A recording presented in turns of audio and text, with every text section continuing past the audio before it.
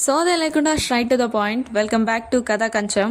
కాదు, మనం తినే రైస్ అమ్ముకునే వాళ్ళకున్న వాల్యూ రైతుకి ఎందుకు లేదంటారు? చిన్నపిల్లల్ని నువ్వు పెద్ద అయ్యాక ఏమవుతావు అంటే ఏ డాక్టరో, లాయరో, కలెక్టరో అవుతా అని చెప్తారు. ఆఖరికి ఒక రైతు కూడా తన కూతురు రైతుకి ఇచ్చి పెళ్లి చేయడానికి అస్సలు ఇష్టపడ్డు. ఎందుకో నాకైతే అర్థం కావట్లేదు. నేను ఒక రైతు భార్యనే, నేను హ్యాపీగానే ఉన్నా. ఇది ఇలానే పోతే ఫ్యూచర్లో రైతే ఉండడు. రైతే లేకపోతే మానవ మనుగడే మిగలదు. లక్షలు సంపాదించే సాఫ్ట్వేర్ ఇంజనీర్ అయినా, దేశానికి ప్రెసిడెంట్ అయినా పూటకి తినాల్సిందే. 3 పూటలు 5,000 నోట్లోకి వెళ్తున్నాయంటే దానికి కారణం రైతు మాత్రమే. ఇక్కడైనా మారండి. వ్యవసాయాన్ని ప్రోత్సహిద్దాం, రైతుని గౌరవిద్దాం, భవిష్యత్ తరాలను కాపాడుకుందాం.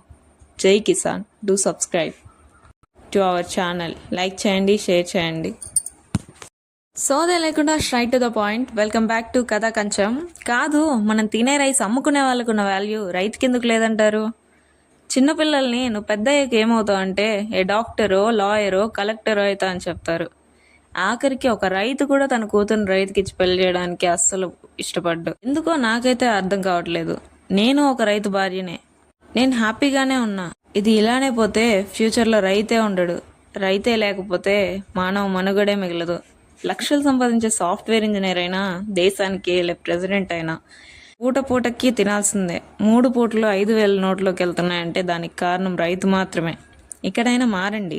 వ్యవసాయాన్ని ప్రోత్సహిద్దాం, రైతుని గౌరవిద్దాం, భవిష్యత్ తరాలను కాపాడుకుందాం. జై Kisan. Do subscribe to our channel. Like చేయండి, షేర్ చేయండి.